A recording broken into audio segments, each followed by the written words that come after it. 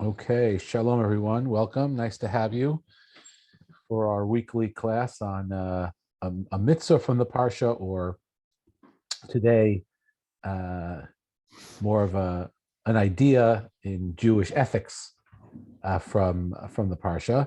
And our starting point is really interesting and subtle, but this is an example of the rabbis, um, I guess, making a mountain out of a molehill. It feels like.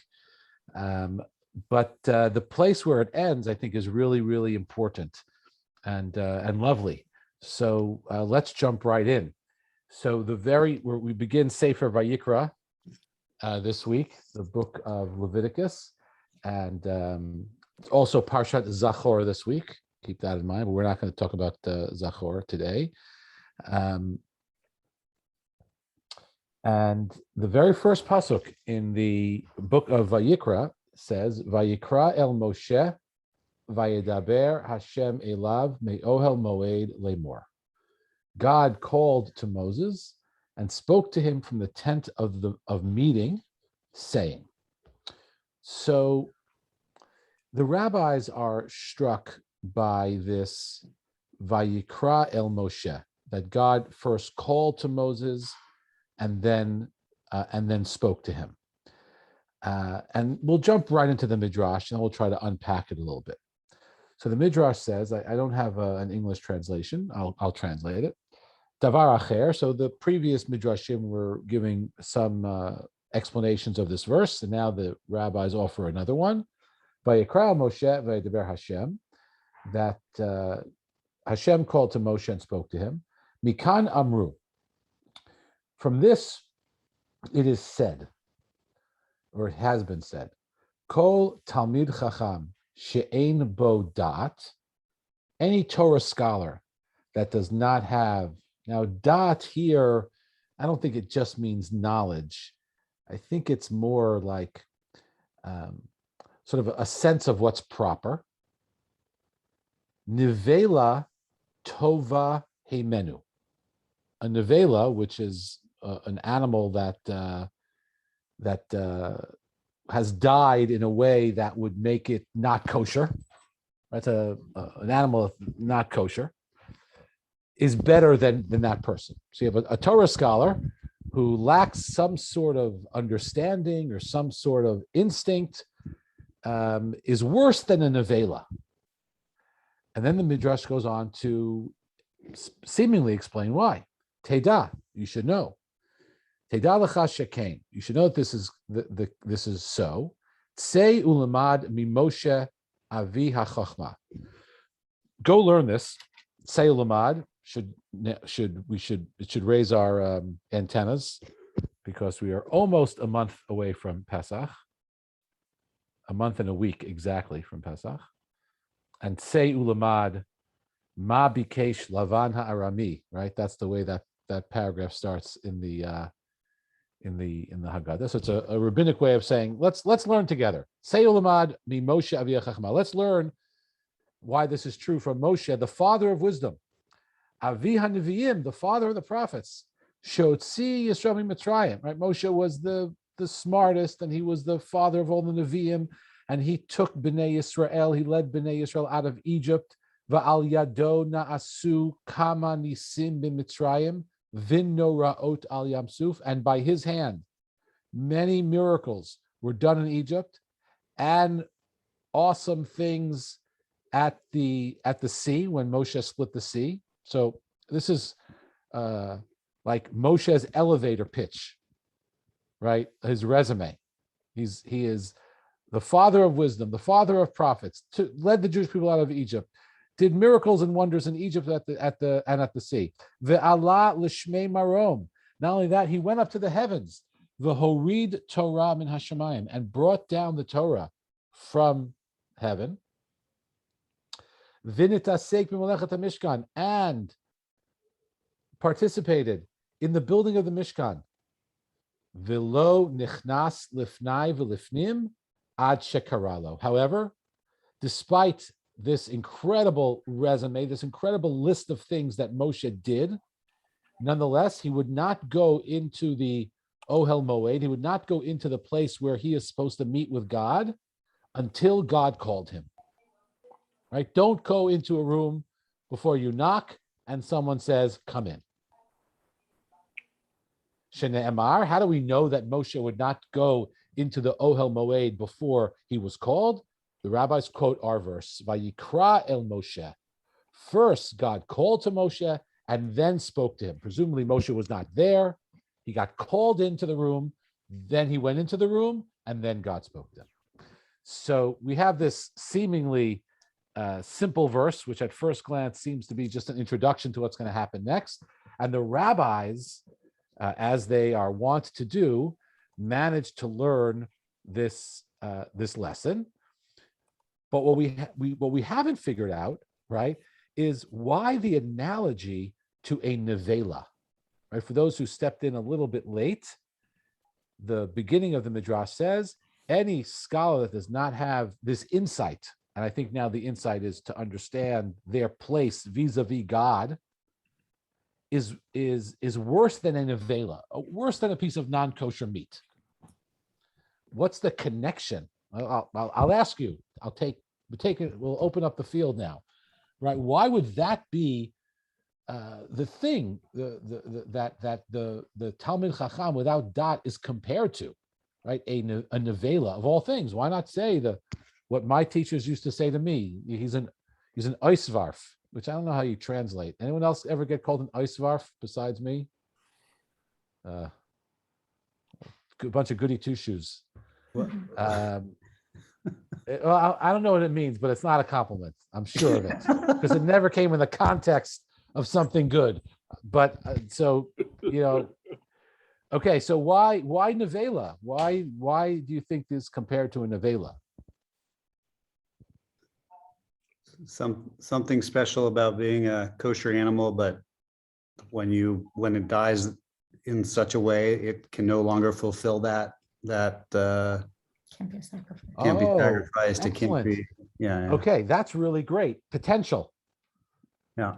Right? It had potential. This animal had potential to be kosher, but because something went wrong, it ends up not being kosher. And so maybe this Talmid Chacham, right, had potential to be something great because they had Torah knowledge.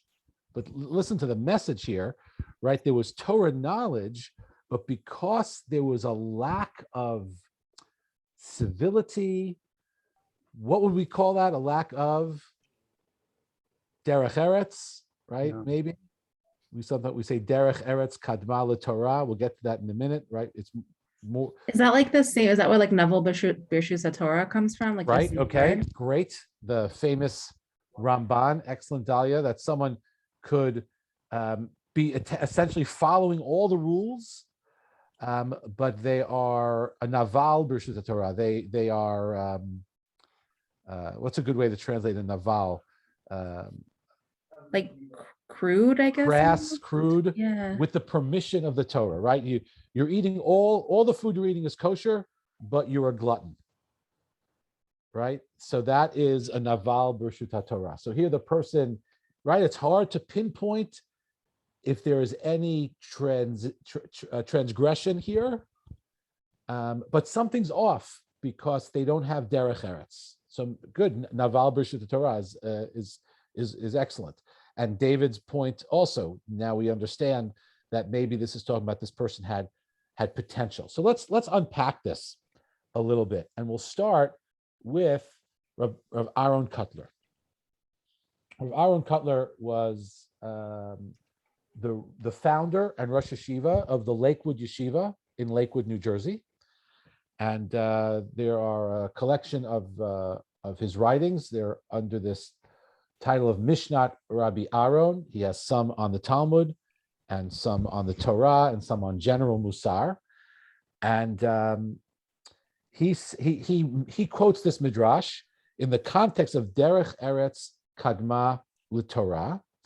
And I'll read the paragraph because it's really quite beautiful. Derech Eretz Kadma L'Torah v'amru Zechanam L'Vracha. The rabbi said, he quotes our midrash. So I'm not going to read the whole midrash again, and we'll pick it up right over here with the parentheses, right? After he reads his whole midrash, how great Moshe was, but he still wouldn't go into the Ohel Moed until he was called. Anu lamdim mikan shelo zo bilvad shechayavim lahakdim derech eretz Torah. We don't only learn from here that we have to first develop a sense of proper behavior, or that comes first, or that's primary in relation to Torah. Ella, but we learned something else. She'im yesh chisaron b'derech eretz. If we lack this sort of refinement of character, kol tarato eina chashuva klal. Like David said, none of the Torah is worth anything. You had this animal, had all the potential in the world, and now it became a nevela. So from a kosher perspective, it's worthless. You have this Talmid Chacham who has all the Torah in the world, but because they don't have this refined character, and this is Rav Aaron Cutler, the Rosh Yeshiva of Lakewood, their Torah is not worth anything. Without the Derech Eretz, the Torah is not worth anything. And then he goes on to unpack it even more. V'lorak Torato shehi beruach u'b'neshama u'v'seichel eino chashuva ela kol atzmoto hi kemevutelet. That's really harsh. Not only is their Torah sort of disappeared, but their whole essence, it's as if their whole essence just disintegrates, is gone. Diafilu hanefesh hachiyunit shemimena malat hachai eina chashuva klal. Even their physical being is not valuable here. V'nevela tova himena. And a nevela is better than them because at least a nevela is worth something to, I don't know, someone who's not kosher or to your animals. But this person is even below that. So we'll stop there, and we'll see another paragraph from someone else in a moment. So that's a very powerful statement, right? That someone who lacks this refined character, they could be a great Talmid Chacham, but their whole, it's hard to talk about the value of someone because it can get into very unpleasant territory. But in the context of classic yeshiva musar, we know what it means. It's just a person has lost their place on the totem pole, right? In the world of the yeshiva, the top of the heap is the Talmid Chacham, but not if the Talmid Chacham lacks derech eretz. And to now sort of, I think, add a beautiful touch is Rabbi Baruch Simon. He's a contemporary Rosh Yeshiva at YU. And he takes Rabbi Cutler's piece and extends it even further. He says, Muvuar midivarav, he's commenting on Rabbi Aaron Cutler's piece, she'inyan hadat kashur l'derech eretz, right? We mentioned that the dot, that if we said in the Midrash that if kol Talmid Chacham she'ein bo dat, doesn't have this sort of knowledge, this wisdom, right? That's the Talmid Chacham that is not valued. So derech eretz, because Moshe knew not to enter into the room without being called, is connected to dot. What is dot? So in sort of halachic Jewish parlance, dot is the ability to distinguish between good and better, between bad and worse, between A and B, which is why, if you've ever wondered, why Havdalah in the Amida on Motzei Shabbat is in the bracha of Atah Chonein La'adam Dat, that God graces us with knowledge, and then we say it was Shabbat and now it's a weekday. The ability to distinguish between Shabbat and weekday is embedded in the bracha of Dat, because that's really what Dat is. It's the ability to distinguish between two different things. With that in mind, Rabbi Simon offers this beautiful idea. He says, the Talmid Chacham she'ein bodat perusho she'esetzo chisaron b'derech eretz. A person, a scholar that does not have wisdom, means that he lacks this refinement of character. Ubavor zed nevela tova himenu, and because of this dead animal is better. Ki kol malat hachai etzlo eno chashuva klal. V'yesh lomar hahezber bazel. What does this mean? Ki hinei amitat inyan hadat b'divrei Chazal hu hadeya lahavchin ben kodesh l'chol. Dat, as I just said, in the words of the rabbis, in the world of the rabbis, is about the ability to distinguish between holy and profane, holy and not holy. Uben kedusha kala l'kedusha chamura, and between a high level holiness and a lower level holiness. Ka'amram Chazal im ein deya havdala minayin. If one does not have insight, there's no way for them to make havdalah, to be able to distinguish between one thing and the other thing. V'zo hayta madrigat Moshe Rabbeinu Lavasham. This was the high level of Moshe. So now we're going to try to understand what was so great about Moshe. Amud hadat she'amavchin u'mavdil ben kedusha kala shel ha'azara lekedusha chamura shel lefnai v'lefnei.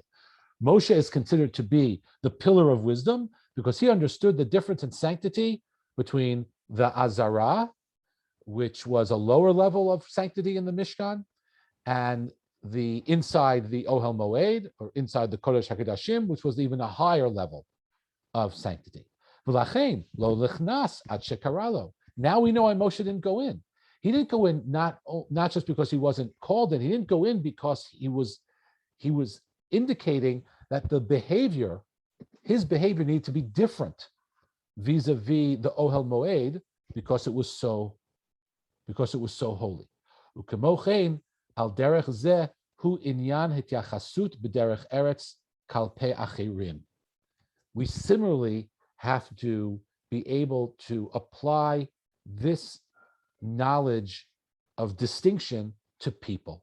Shemish yesh bo dat mavchin umavdil eich shekol echad ve'echad miYisrael hagam shehu shoneh legamrei mimenu me'achirim im kol zeh yesh bo kedusha ve'erech naleh. Such a nice idea that the ability to distinguish is also the ability to discover what's special about people. And that even if a person is different than me and different than others, the person with that refined ability can find something special and holy and unique in every single person. Right? That is another element of dat. Shemi sheish bo dat, mavchin umavdil. Person who has wisdom is able to distinguish and tell apart. Eich shekol echad v'echad miYisrael yesh bo kedusha ve'erech na'aleh. The ability to distinguish and say, I found this special quality in you, and I found this other special quality in you, and this sanctified element of your life. And Rabbi Baruch Simon says it's about Yisrael. I would argue it's about all human beings, not just Yisrael, that we're all created b'tselem Elokim in God's image, so that by definition we all have something unique and special. Im kol zeh yesh bo kedusha ve'erech na'aleh, has sanctity and an elevated value. V'tzarich linhog bo kavod, and one must treat that person with honor. Ma she'ein ken, which is not the case. Mi she'ein bo dat, eino sam libo lavchin sheyesh b'chaveiro kedusha. A person's not sensitive enough. Maybe that's the way we should use this. That's the language we should use. It's a sensitivity. Without knowledge, a person lacks the sensitivity to distinguish within all people that they meet their sanctity and their uniqueness, and therefore they don't act towards them in that special way. So we've gone from this midrash that talks about Moshe at first just sounding like a normal human polite person, doesn't go into a room without being asked to come in or without knocking, right? In the hands of Rav Aaron Kotler and Rav Baruch Simon, we've formed this idea into such a bigger idea that the Talmid Chacham, and it's something we all aspire to, right? That we all aspire to this ability to have this way to, with sensitivity, look at our surroundings and pick out what's good and special and holy about our surroundings, and being able to separate what may not be so wholesome and not be so holy, and cloud what we're looking at and say, okay, I could move that away. I could use my dot to do Havdalah and to separate and and it's almost like a sifter, right? I put a personality through a sifter, and through holes in the sifter, I see their purity, I see their beauty, I see their kedusha, and that's the hallmark of a true Talmid Chacham. A true Talmid Chacham is one whose Torah has refined their character to such a degree that every person is treated with honor and kavod. And I want to stop here and see if there are any comments, if this reminds anyone of any Torah that they're familiar with, or anything they want to say, and then I'll close with one or two other brief sources which I think sort of back up this point. But at this point, anything. So this is like sort of a riff on Derech Eretz Kadma Torah, but I think in a very, very beautiful way. Any thoughts? Yes, Arnold. I can't hear you for some reason. Can anyone else hear Arnold? Ooh, There we go. Now we got you. but isn't it kind of a general lesson? I mean, knowledge, when you first read it, I kind of said, yeah, knowledge by itself is meaningless unless, in fact, you add to it what they're calling derech eretz, or it's more than the ability to use it. It's even the ability to approach people, interface. By itself, you're right. And the analogy to a piece of, an animal that potentially is kosher, and you mess it up, yeah, it's the same thing. He's ruining what he could be learning from the Torah. To me, that's kind of a lesson all the time. Yeah, I think you're right. I would think I agree. I would not put this in the big chidush category, right? This is not something like, oh, I never thought of that before. But what's interesting here is, I think, David's point about the potential. That I think that's a really interesting way to look at it. And I think another point here is two things. In the world where this lesson is coming from, right, the world of Aaron Cutler, and in our world too, where Talmidei Chachamim should be valued and respected, we're being reminded, or maybe the Talmid Chacham is being reminded, right, that is really important. But it can't be, the knowledge itself is not worthy of kavod. And I think I think also in our contemporary world, I think that's a very important, right?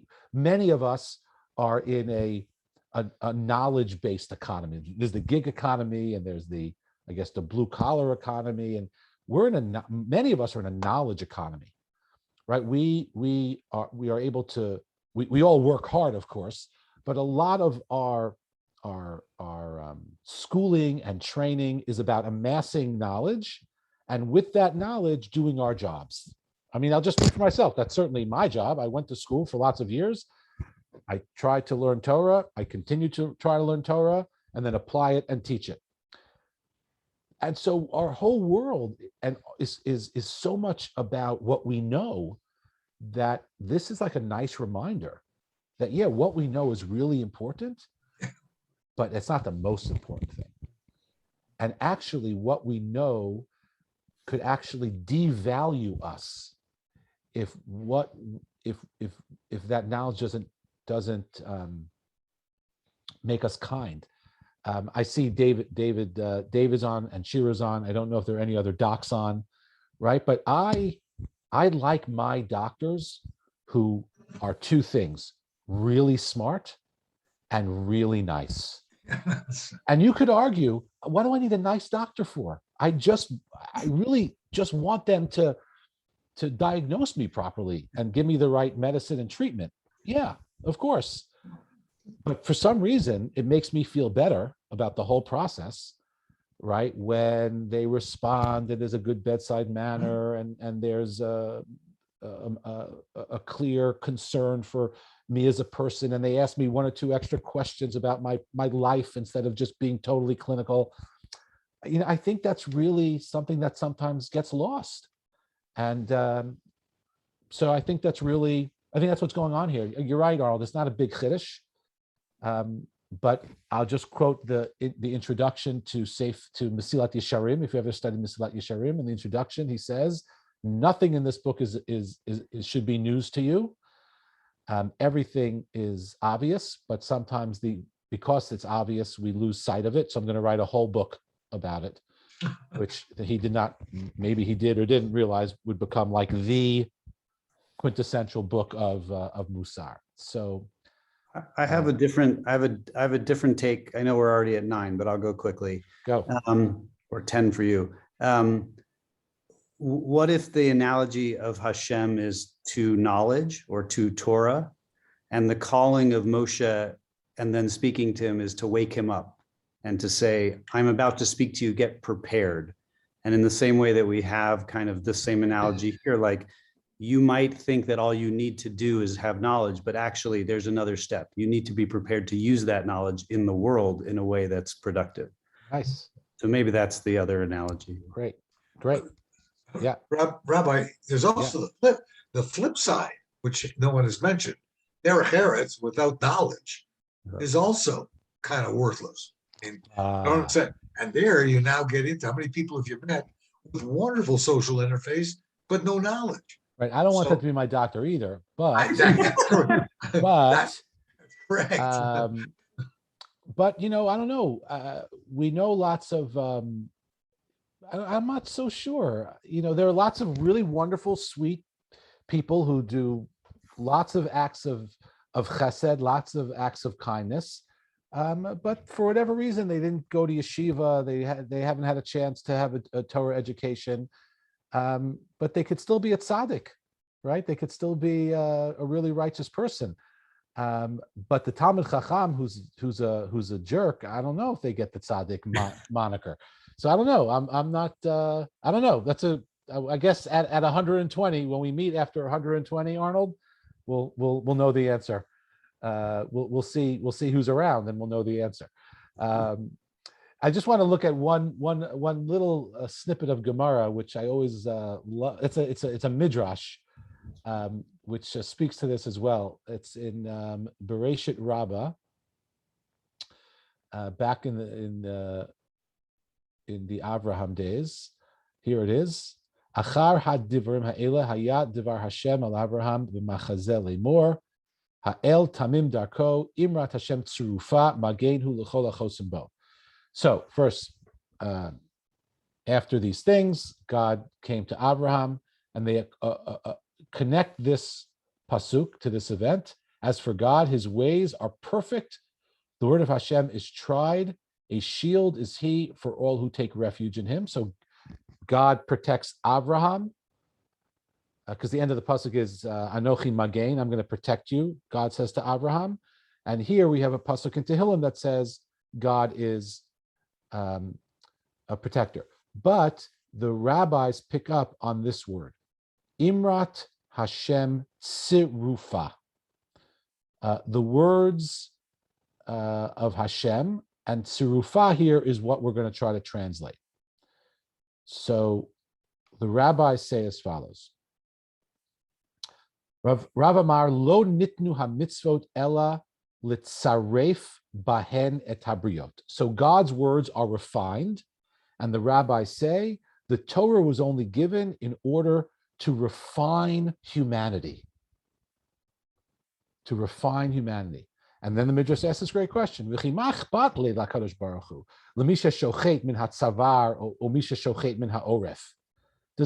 really matter to God whether someone does shechita from the neck or from the back of the head? Or from the back of the neck, the bottom of the neck, or the back of the neck? Does it really matter? Ella, have a low nidnu ha-mitzvot el et habriot. But God gave the mitzvot in order to make us better, or to refine us. Right? There's a purpose for the Torah. The Torah is not busy work. Like I remember we used to get busy work in school, or write on the board 100 times, I will not disturb the class. That's the same rabbi who called me an oisvarf, right? It's not, the Torah is not busy work. The Torah is here to create a type of person and a type of society. And with this will be the last thing. The Rambam talks about this twice in his Moreh Nevuchim, but he says it explicitly in part 3, chapter 31.